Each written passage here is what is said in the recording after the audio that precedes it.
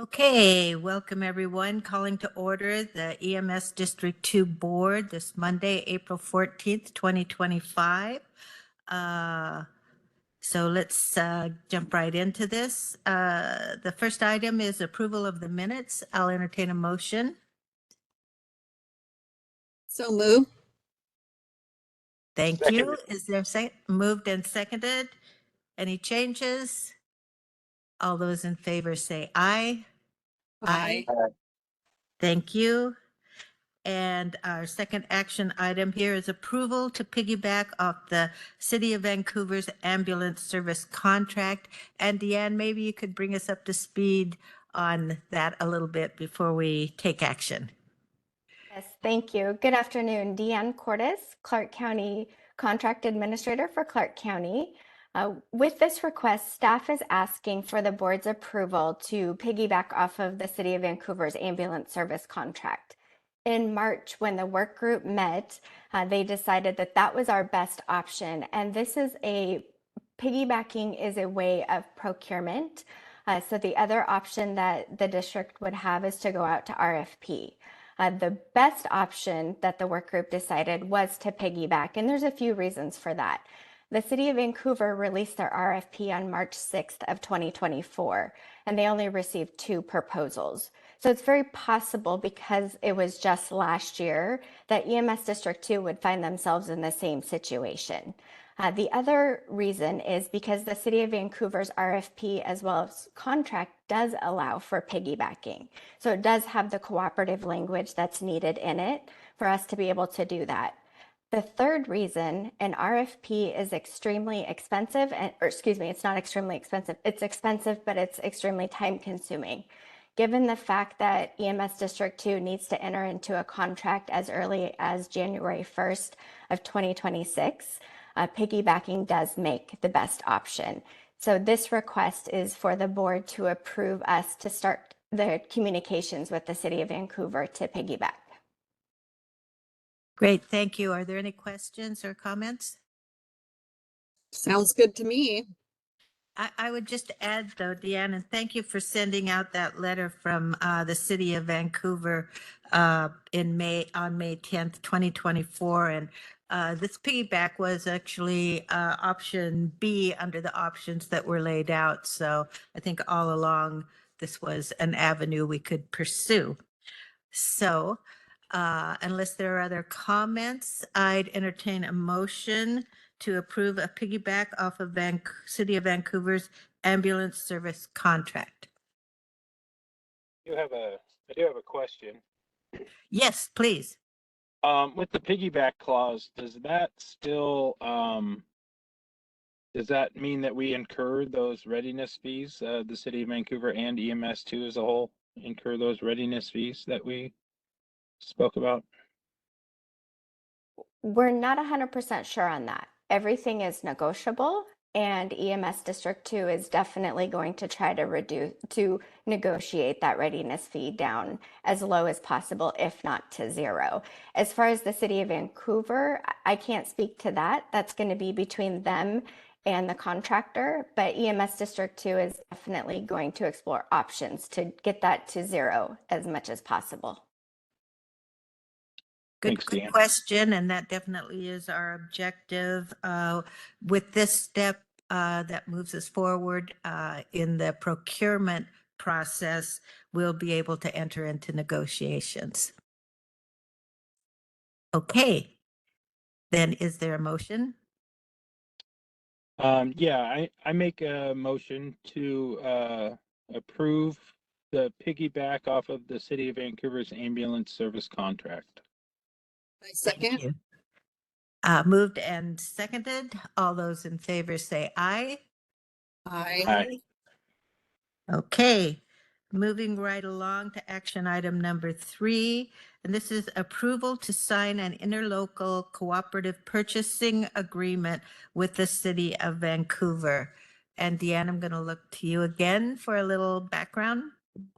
Yes, thank you. With your approval of action item number 2, this allows us to now start talking with the City of Vancouver.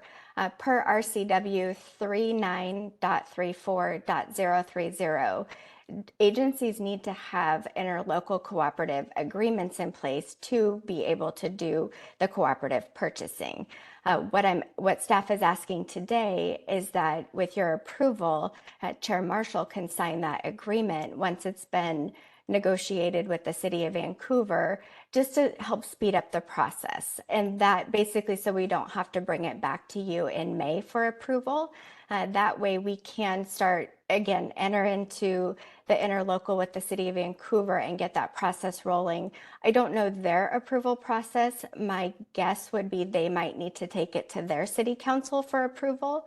So again, the request today before you is to allow Chair Marshall to sign that agreement once the City of Vancouver and EMS2 have agreed on it. Would that agreement then come back? Would the council be able to look at that before it's signed? Absolutely. We can bring it back in May if you'd like. And again, the board members can make the approval in May if you're more comfortable. Okay, so it's an opportunity to shave off a little time and move things forward more quickly. Correct. That's the request before you today. Okay, are there any questions or comments?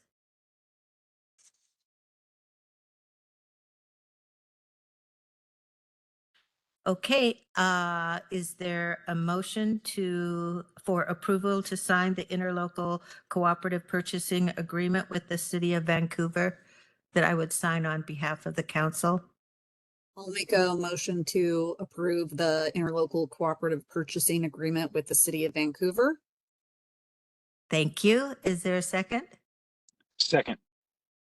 Okay, moved and seconded. All those in favor say aye. Aye. Aye. Okay, thank you. That concludes our action items, and moving on to update and discussion items, the changing the bylaws. That's something that's been on our agenda and carried over for several meetings. I believe that all of the cities have been consulted about this, and the county council has been consulted. And I think as far as adding additional board members, and this discussion was to add an additional city and for a fire district commissioner, and that those would be rotating positions. So am I understanding that correctly?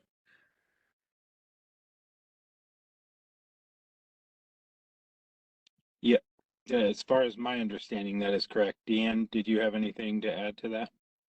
No, that is my understanding as well. That's what has been spoke about the last few months.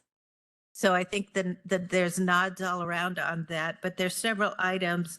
There's B, C, and D here that are listed on the agenda that could be included in a bylaws update. So we were thinking that we could do them all at once. And length of terms would be another item.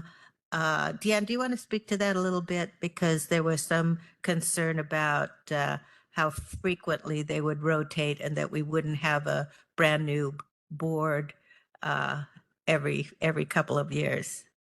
Go ahead. Yes, thank you. Right now, the way that the bylaws are set up is it's the Clark County Chair and then one additional member. Each year, the Clark County Chair potentially could change. It's a voted position in January. And then that second position, it depends on how the board assignments go. So it's possible that position could change as well.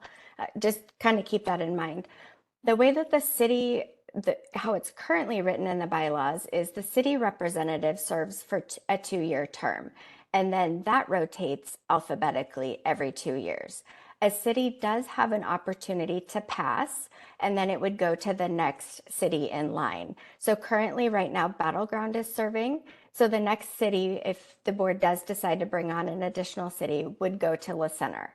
And then La Center was served for 2 years. If La Center passed, it would move to Ridgefield and then so on. The fire commissioner one, that's the one we were trying to figure out because there's 3 fire districts in EMS District 2.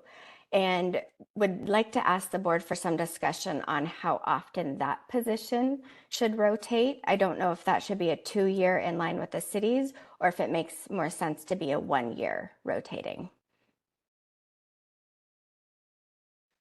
So thoughts from counselors?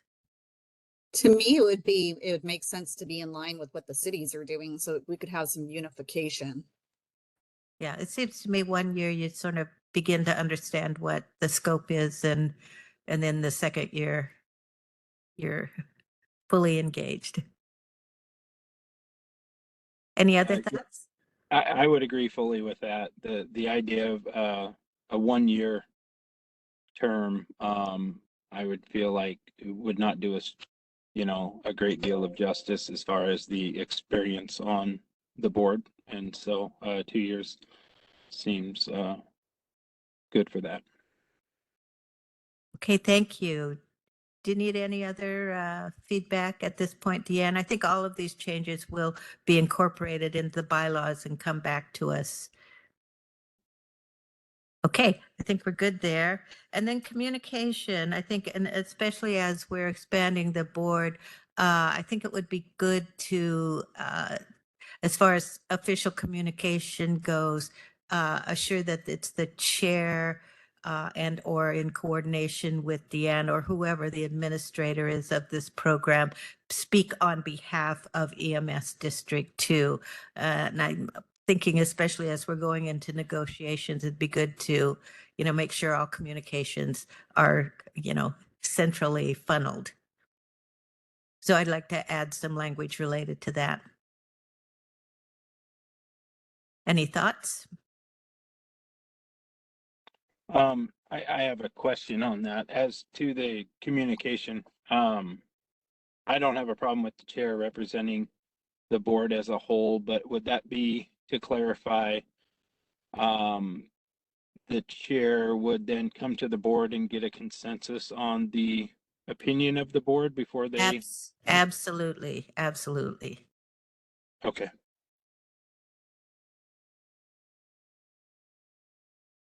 Any other thoughts? Okay, well, we'll draft some language related to that. And EMS interlocal agreement. Can't remember exactly what this was, Deanne.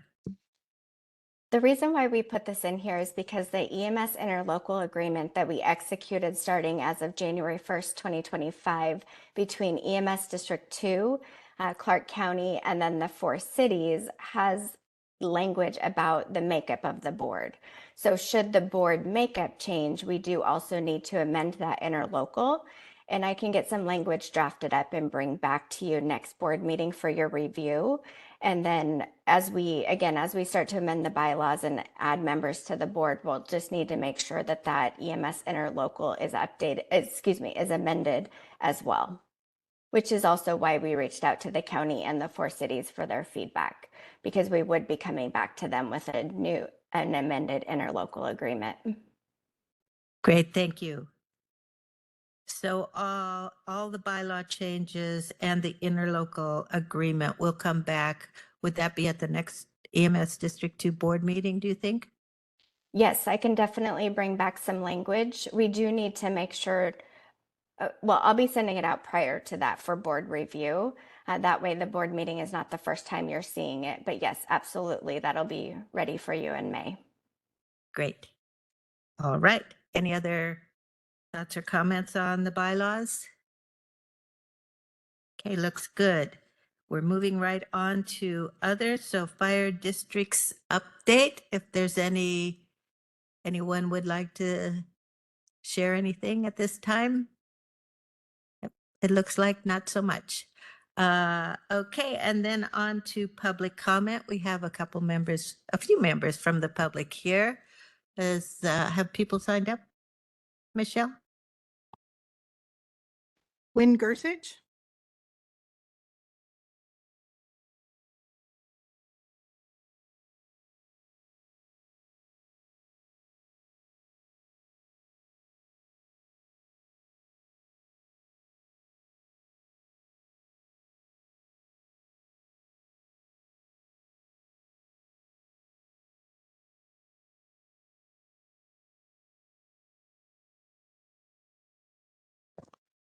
Hi, my name is Lynn Gersich. I'm here about the ambulance and the fire department, their contracts, and I do want them to go through, and I would like you to give them a raise. Because if any of our public workers, our first responders, took those shots, Dr. Russell Blaylock says studies have shown that the third injection with the COVID vaccine, a person's immune system is virtually destroyed. So they have VADS. And I want to show you what having the COVID shots did to the first batch. See this red leg? I don't know if you can see it on the TV, but this is why you need to have an overhead projector so the public can see it. This picture is when they gave senior citizens these COVID shots. It's the clots start in your leg and it turns bright red and it goes up your body. And this is not my leg, but my leg looked like this 2 weeks ago. But because I read this book, I knew how to save my life. And what they're not doing is they're not giving people nicotine. Monoclonal antibodies is because of snake bites. These shots have snake venom in it. And everybody that took this, it goes, when they poop or pee, it goes down the toilet water and we're recycling it and drinking it. So we all have it. And this is something too, is that when they do ambulance rides or the fire department, the first thing they should give them is probably one of these pouches under their lip and put a nicotine patch on their back or give them a nicotine IV. So this is important that everybody knows this. And this is why if your first responders, the firemen and the ambulance drivers and all these people, they seem to, you didn't get to tell them what it was. But most importantly is I did put on this with all the ingredients of what the shots have in it. So when they have long-term COVID, because they have stuff from the shots, there's lipid nanoparticles, there's graphene, there's parasites, and everybody needs to take parasite medicine. And you should be taking iodine every day too. But the main thing is that this ingredients list, I think it's time Melnick tell the people what he made them take. And if this is the response of what your city's doing, you owe these people big bucks.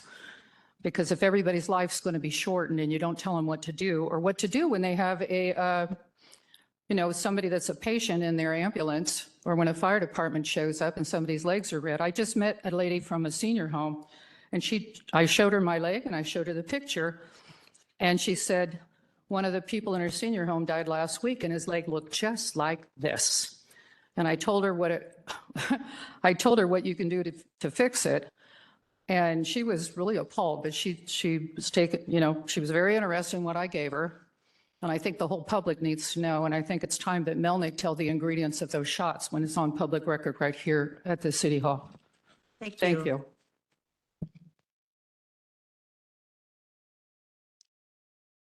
Carmen, I think you're next. Carmen De Leon? No. Get just on what's anything on this related to agenda. Emergency Medical Services District Number 2? And the minutes of the 10th.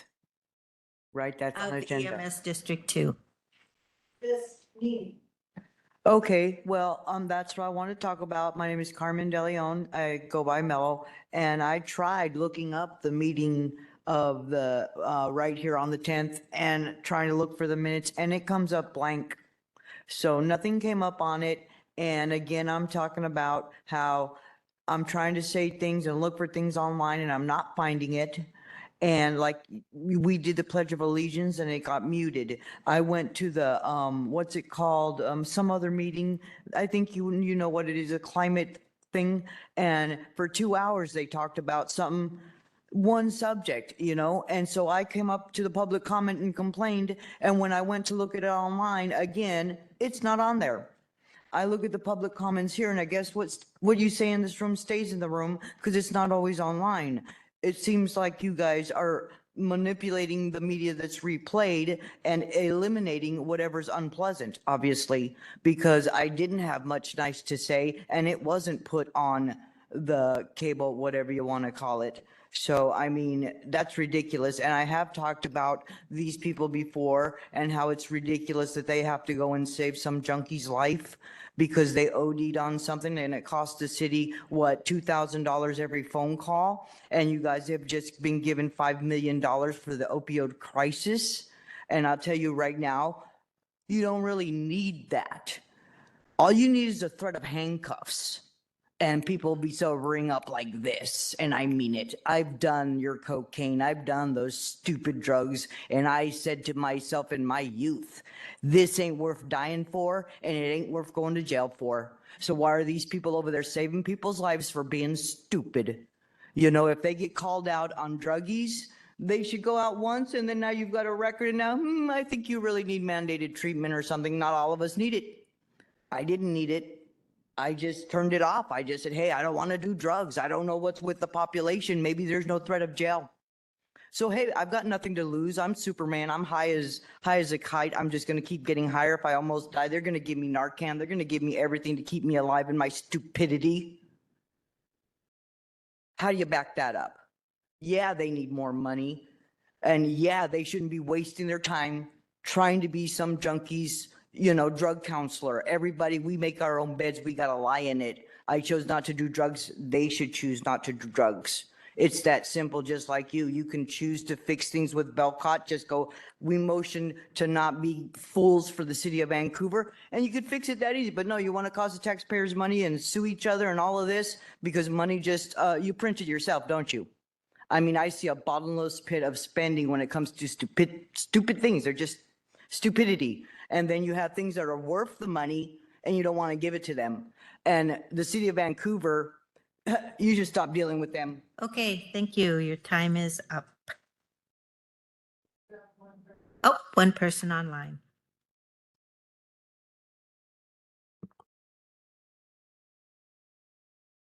Caller, you've been sent a request to unmute. Please state your name for the record and go ahead with your comment. Good afternoon, Kimberly Goheen Elbin. This council stated last year that public safety is the #1 priority, yet it seems to be failing here in Clark County and actually all of Washington State. It was stated today at the 10 o'clock legislation update, which directly ties into this presentation, of which I'm kind of sad nobody felt it was important enough to present anything today. I find that kind of disturbing. Of the District 2 Emergency Medical Services. First, we the people need to see the breakdown of funding to our fire departments, meaning that lists all employees, their rank, and what they are paid for each year. I want a breakdown. We want to know how much is spent to administrators and what is paid to the actual firefighter for their risks as they serve public safety. I've said it before, you must not cut any public safety and manage our hard-earned tax dollars better to keep public safety #1 priority, of which you have not. However, this county is millions of dollars in deficit, and I suggest that hard-earned tax dollars have gone to make a bigger government, hence a lapse in public safety to benefit yourselves. Our overtaxing everything you can, especially property taxes, are the plan to continue taxing us to death, and it must stop with an audit. I'm going to read from the Columbia newspaper from Ridgefield. Clark Cowlitz fire rescue leaders worry fire and emergency services will have to cut back as other jurisdictions adopt a tax scheme that harnesses revenues from new development. In other words, they put in the Costco, they taxed it on about a $2 million worth before the building went in, and then now it's worth $21 million, and they're losing tens of thousands of dollars just because of a wrong policy and taxing situation. You guys need to stop spending our monies internally, making bigger government, and put it back to the people, and you need to do it now, as we are going to vote out 3 of those council members that you were concerned about today. And by the way, Sue Marshall, you spread the word hate. You said it right there on record, and I'm going to be speaking about it, that you're pushing hate to those Republicans that are fighting up a legislation for a free Washington state. And I resent your words today. Okay, thank you. Yep. Okay. Unless there are any comments from other counselors for the good of the order, are there? I don't see any. So without objection, I'll adjourn the EMS District 2 board meeting. Thank you.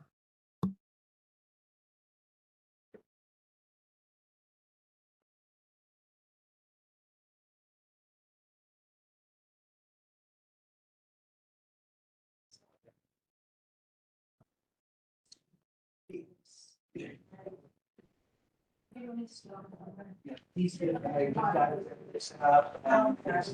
access program to that Portland just to kind of get needs.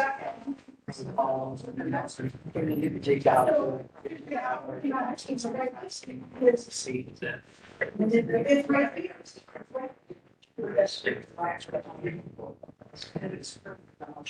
I don't know.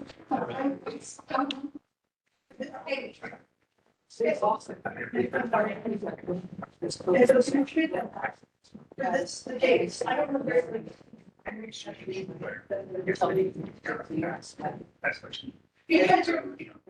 Yeah, I remember. I know, but they told them that there's gonna be a time that you have to really meet, so everyone that meets them, whether it's in our building or it's EMS office, he knows that he's gonna be a little bit of what's in there. He knows that he's gonna be a little bit, you know, it's 98% of it. This would be this. And then right here. Minutes. Right here. What we have is the outlines are linear. So this will be in squares. Yeah,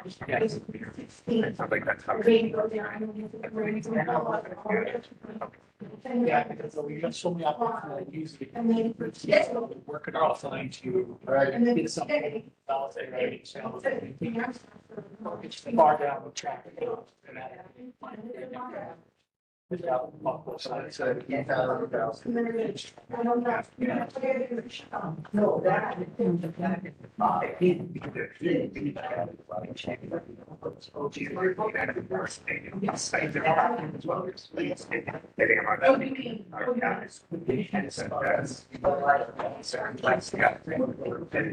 So did you go here from innocence? But, okay. Yeah, so, yeah, if you want to set up like a Saturday meetings and meeting this be, do that, and then I'm gonna be personally gonna get a lot of. You've been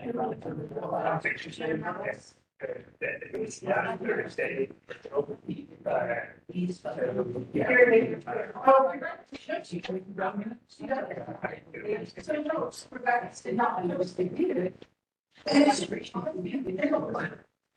So you'd be like, oh, it's